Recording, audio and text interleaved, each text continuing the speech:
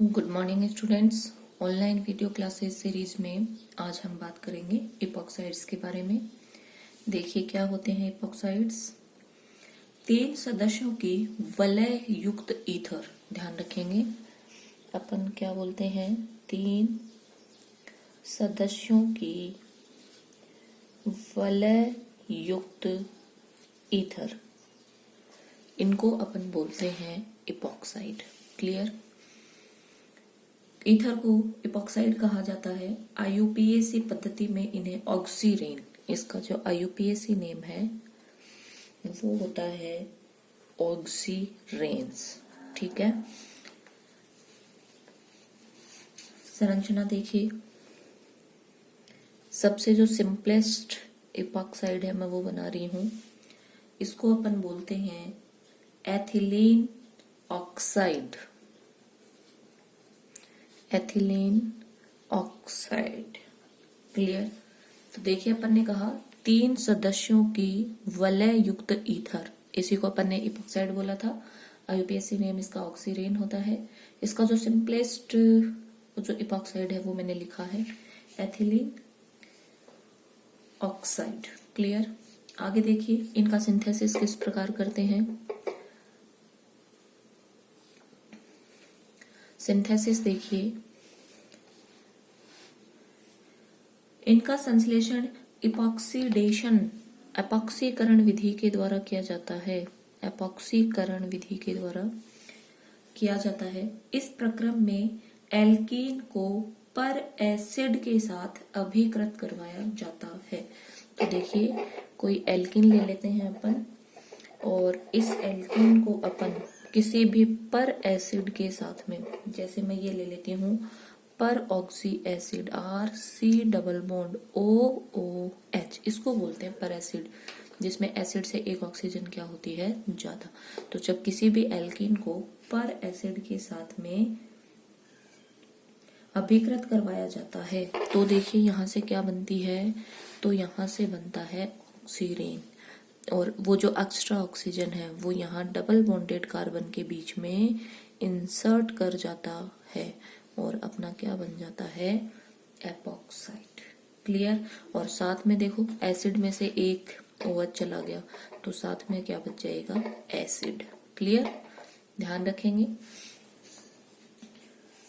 इस प्रक्रम में देखिए, इस प्रक्रम में पर ऑक्सी अम्ल का एक ऑक्सीजन परमाणु, उसका स्थानांतरण किधर हो रहा है, एल्कीन की तरफ। और ध्यान रखेंगे अभिक्रिया जो होती है वो सिंगल स्टेप में होती है, सिंगल स्टेप में। और सबसे इम्पोर्टेंट बात कि यहाँ पे सिन एडिशन होता है, और सिन एडिशन का मतलब आप लोग समझते हो, सिस एडिशन जिसको अपन बोलते हैं।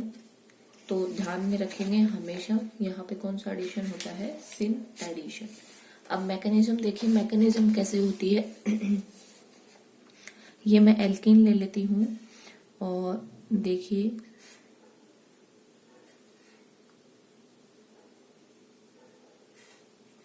ये मैंने कोई एल्कीन ली और इस पे कौन आ गया, पर एसिड। देखिए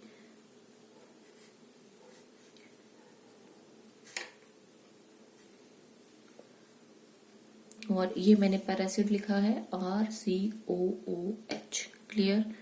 और अब देखिए बंद के इलेक्ट्रॉन देखिए कैसे क्या शिफ्ट होंगे। ये वाले इलेक्ट्रॉन इधर,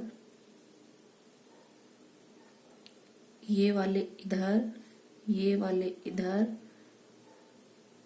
सॉरी ये वाले इधर और ये वाले इधर। देख लेना एक बार दोबारा। ये बंद के इलेक्ट्रॉन जाएंगे इस वाले ऑक्सीजन परमाणु पे, इधर C डबल बॉन्ड हो, ये आएंगे इधर, ये जाएगा इधर और ये जाएगा इधर। तो देखना अभी आप लोग, एक जो ऑक्सीजन है वो इस एल्कीन पे जाके इंसर्ट करेगा,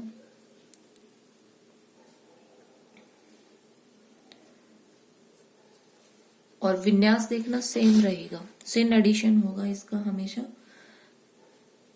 दोनों कार्बन जिसका जो भी अभिविन्यास था वो सेम रहेगा, चेंज नहीं होगा। और ये क्या बन जाएगा, RC double bond OH, acid बन गया। RC ये डबल बॉन्ड OH। क्लियर? तो ध्यान में रखेंगे, ये इपॉक्साइड हो गए। आगे देखिए,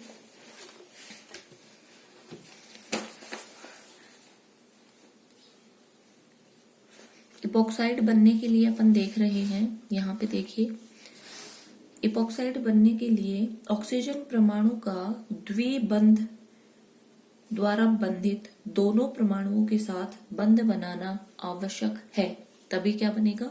इपॉक्साइड। अतः इपॉक्सीडेशन की एक आवश्यक शर्त है कि योगात्मक क्रिया जो है वो सिस होनी चाहिए, या मैं बोलूं जो एडिशन है वो कैसा होना चाहिए? सिन एडिशन। अब देखिए, वर्तमान में इपॉक्साइड बनाने के लिए जो कार्बनिक पेरोक्साइड काम में लिया जाता है उसका मैं नाम लिख रही हूं, ध्यान में भी रखेंगे, कई बार सीधे सीधे पूछ लिया जाता है।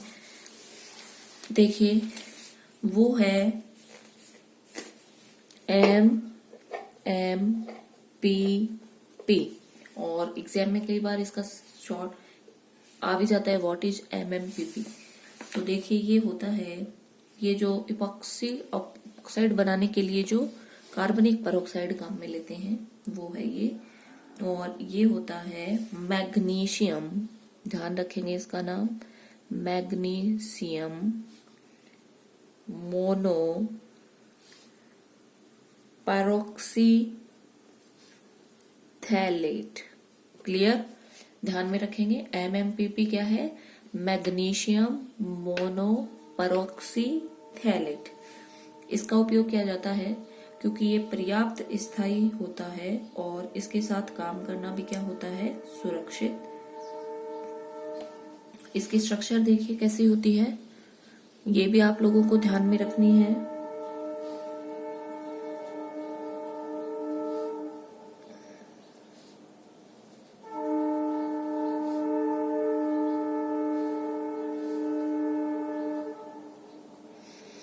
ये 2N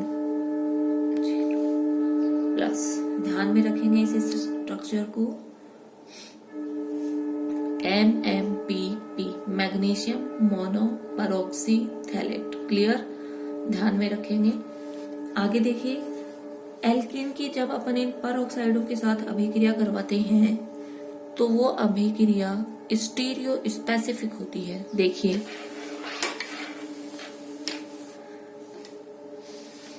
अभिक्रिया जो होती है वो स्टीरियो स्पेसिफिक होती है, और इसका मतलब ये हुआ कि सिस के साथ में यदि अभिक्रिया करवाते हैं तो सिस प्रोडक्ट बनता है जो कि एक मीजो कंपाउंड होते हैं, जबकि ट्रांस के साथ में अभिक्रिया करवाने पर ट्रांस प्रोडक्ट बनता है और उसका अपन को रैसेमिक मिश्रण प्राप्त होता है।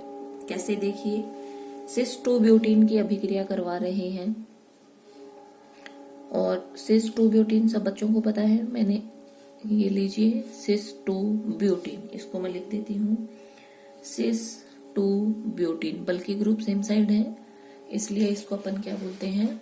सिस 2 ब्यूटीन। जब इसकी अभिक्रिया पर एसिड के साथ में करवाते हैं तो यहां से जो प्रोडक्ट बनता है वो देखिए, यहां से सिस प्रोडक्ट बनेगा। क्लियर? यहाँ पे अपन ने सिस ले रखा है तो सिस से कौन सा प्रोडक्ट बनेगा? सिस प्रोडक्ट।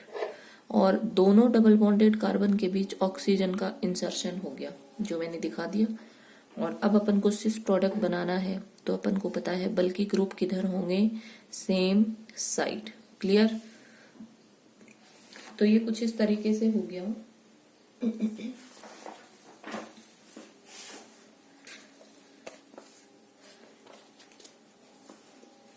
ये मान लीजिए मेरा कोई ट्रायंगल है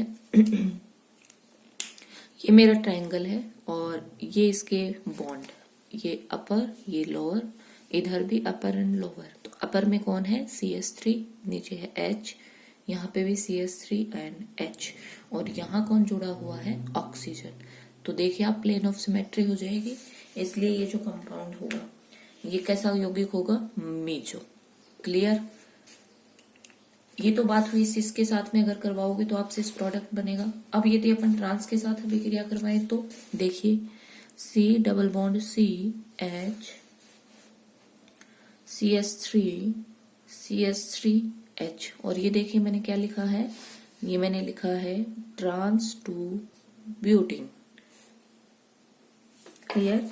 इसकी अभिक्रिया जब आप पर एसिड के साथ में करवाते हैं तो अपने पास में देखिए ट्रांस प्रोडक्ट ही बनेंगे और वो देखिए अपन हो सकता है अपने पास ये बने CH3H और अब देखिए अपन HCH3 या बोलो इसकी क्या बने, इसको अपन ऐसे भी बना सकते हैं CH3H और HCH3। क्लियर। तो देखिए ये जो मेरे पास कंपाउंड बने ये कैसे होते हैं, रैसेमिक मिक्सचर। और रैसेमिक मिक्सचर आप सब लोग जानते हैं इक्वल अमाउंट में D एंड L प्रेजेंट होते हैं। तो ये तो अगर आप ट्रांस टू ब्यूटीन के साथ अभिक्रिया करवाएंगे तो अपन को ट्रांस प्रोडक्ट मिलेगा, सिस के साथ में अगर करवाओगे तो अपन को सिस प्रोडक्ट मिलेगा जिसको अपन बोलते हैं मेसो कंपाउंड। ट्रांस के साथ जब अभिक्रिया करवाते हो तो क्या बनता है, रैसेमिक मिक्सचर। इसका मतलब ये जो अभिक्रिया है ये कैसी होती है, स्टीरियो स्पेसिफिक। क्लियर, ध्यान रखेंगे। आगे इंपॉर्टेंट देखिए इपॉक्साइड वलय का खुलना, ये भी इंपॉर्टेंट है। देखिए सबसे पहले मैं बात करती हूं अम्ल उत्प्रेरण द्वारा वलय का खुलना। क्लियर। अम्ल की उपस्थिति में वलय किस प्रकार खुलेगी वो देखिए। अम्ल उत्प्रेरण की उपस्थिति में इपॉक्साइड जल व अल्कोहल जैसे दुर्बल नाभिक स्नेही के साथ अभिक्रिया करता है, वलय खुल जाती है और ग्लाइकोल व्युत्पन्न बनते हैं। देखिए किस प्रकार, ये मैंने इपॉक्साइड बनाया है। जब आप वाटर के साथ में अभिक्रिया करवाएंगे अम्ल उत्प्रेरक की प्रेजेंस में तो वलय खुल जाती है और क्या बना देती है, ग्लाइकोल। क्लियर। तो देखिए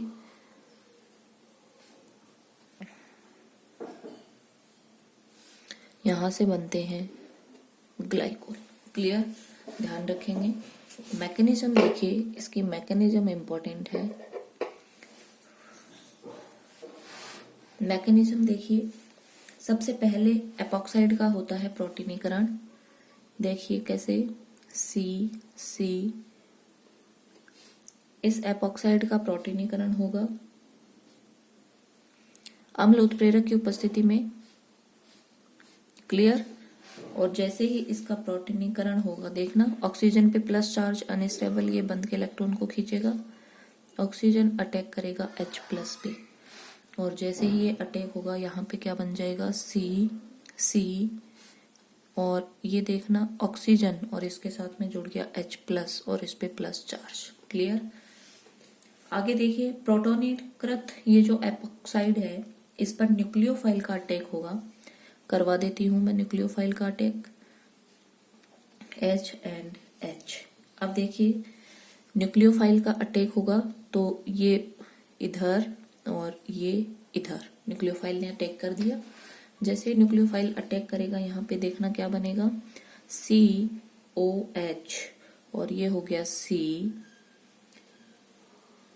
और यहाँ पे जुड़ेगा OH एंड H और इस पे कौन सा चार्ज आ जाएगा, प्लस चार्ज। क्लियर। आगे देखिए,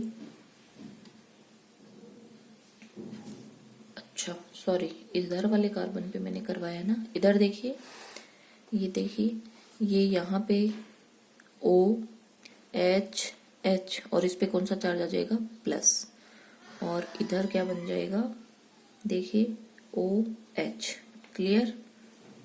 अब देखिए प्रोटोनीकृत ग्लाइकोल का फिर से क्या होगा, विप्रोटोनीकरण, क्योंकि अपन को पता है ऑक्सीजन पे प्लस चार्ज क्या होता है, अनस्टेबल, तो ये बंध के इलेक्ट्रॉन को खींच लेगा और जैसे ही खींचेगा H किसके रूप में निकल जाएगा, H प्लस के रूप में, और यहां से अपने को देखना क्या प्राप्त हो जाएगा, यहां से अपन को प्राप्त हो जाएगा ग्लाइकोल। क्लियर। देखिए एक बार दोबारा देख लीजिए मैकेनिज्म। अम्ल उत्प्रेरण की प्रेजेंस में वलय कैसे खुलती है। तो दुर्बल जो भी अपने नाभिक नहीं है, जैसे वाटर है, अल्कोहल है के साथ में वलय खुल जाती है और क्या बना देती है, ग्लाइकोल। मैकेनिज्म देखिए, सबसे पहले जो अपना इपॉक्साइड है उसका प्रोटोनेशन होता है। प्रोटोनेशन जब होगा तो ये बनेगा ऑक्सी H+ आके जुड़ गया। अब इस प्रोटोनेटेड जो इपॉक्साइड है इस पे न्यूक्लियोफाइल का अटैक होगा। तो देखना ये इधर तो बैक साइड से अटैक हुआ, बैक साइड से जैसे ही अटैक होगा, ये मैंने आप लोगों के सामने दिखा दिया, ऑक्सीजन पे प्लस चार्ज और ये चला गया ऊपर। अब यहाँ से डीप्रोटोनेशन होगा, ऑक्सीजन पे प्लस चार्ज अनस्टेबल, ये बंद के इलेक्ट्रॉन को खींच लेगा, H किसके रूप में निकल जाएगा, H+ के रूप में। और यहाँ से देखिए अपने को क्या मिलेगा, ग्लाइकोल। क्लियर। अब देखिए मान लीजिए यहाँ पे देखिए इधर, यहाँ पे जब इसका प्रोटोनेशन होके सेकंड स्टेप में जब यहाँ पे न्यूक्लियोफाइल का अटैक होता है, तो न्यूक्लियोफाइल अटैक करता है, जब ये बन के इलेक्ट्रॉन चले जाएंगे तो ये क्या बन जाता है, कार्ब कैटाइन। और इस पे फिर बैक साइड से किसका अटैक होता है, न्यूक्लियोफाइल का। तो अगर मान लीजिए कहीं पे असममित इपॉक्साइड है तो आप लोग ध्यान रखेंगे न्यूक्लियोफाइल का अटैक उस कार्बन पे होगा जो मोर सब्स्टिट्यूटेड होगा। क्लियर, ध्यान रखेंगे न्यूक्लियोफाइल का अटैक उस कार्बन एसिड उत्प्रेरण की उपस्थिति में जो मोर क्या होगा, सब्स्टिट्यूटेड। क्योंकि अपन को पता है कार्ब कैटाइन बनेगा और कार्ब कैटाइन की स्टेबिलिटी ऑर्डर होता है 3, 2 and 1। तो अम्ल उत्प्रेरण की उपस्थिति में न्यूक्लियोफाइल उस साइड अटैक करेगा जिधर जो कार्बन परमाणु मोर सब्स्टिट्यूटेड होगा या जहां मोर स्टेबल कार्ब कैटाइन बनेगा। क्लियर, ये वाली बात आपको ध्यान में रखनी है। आगे देखिए, क्षार उत्प्रेरण के द्वारा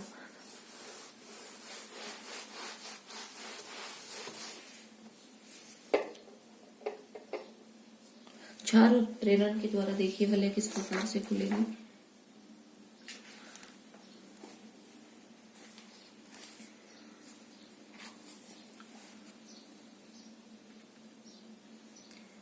प्रबल न्यूक्लियोफाइलों के साथ इपॉक्साइड की वलय क्षार उत्प्रेरक की उपस्थिति में भी खुल जाती है। इस प्रकार की अभिक्रियाएं प्रबल वलय तनाव के कारण इपॉक्साइड में ही संपन्न होती हैं। उदाहरण के लिए यदि आप CH2 एथिलीन इपॉक्साइड की अभिक्रिया एथिल अल्कोहल के साथ में करवाएं, सोडियम इथॉक्साइड की प्रेजेंस में, तो यहां से क्या बनता है, CH2OH। ये मैं लिख देती हूँ, एक कार्बन पे रहेगा CH2OH, CH2O C2H5। Clear.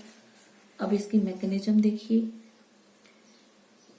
Epoxide अणु पे पहले सीधे एल्कोक्साइड आयन का नाभिक स्नेही आक्रमण करता है। देखिए C, और आक्रमण करके क्या कर देता है, अब यहाँ पे कौन आएगा, नाभिक स्नेही। अब ये बैक साइड अटैक और ये इधर, और जब ये बैक साइड अटैक होगा उसके बाद में देखिए ये वाले कार्बन पे माइनस, क्योंकि बंद के इलेक्ट्रॉन ले लिए, और यहाँ कौन जुड़ जाएगा, OR। क्लियर। और इस प्रकार बना हुआ एल्कोक्साइड आयन विलायक से एक प्रोटॉन ग्रहण कर लेता है, और प्रोटॉन ग्रहण करके क्या बना देता है, एल्किल ग्लाइकॉल व्युत्पन्न। ठीक है, एक बार दोबारा देख लीजिए। सबसे पहले यहाँ पे न्यूक्लियोफाइल अटैक करेगा, आके जुड़ जाएगा, और फिर विलायक में से एक प्रोटॉन ले लेगा और ग्लाइकोल व्युत्पन्न बना देगा। अब एक बात आप लोगों को ध्यान रखना है, यहाँ पे अपन ने अम्ल उत्प्रेरण में देखा था कि न्यूक्लियोफाइल उस कार्बन पे अटैक करता है जो मोर सब्स्टिट्यूटेड होता है। यहाँ पे आप ध्यान रखेंगे न्यूक्लियोफाइल उस कार्बन पे अटैक करेगा जो लेस सब्स्टिट्यूटेड होगा। इसका मतलब हिस्टोरिकली लेस हिंडर्ड होगा, उस कार्बन पे अटैक करेगा। क्लियर? ओके।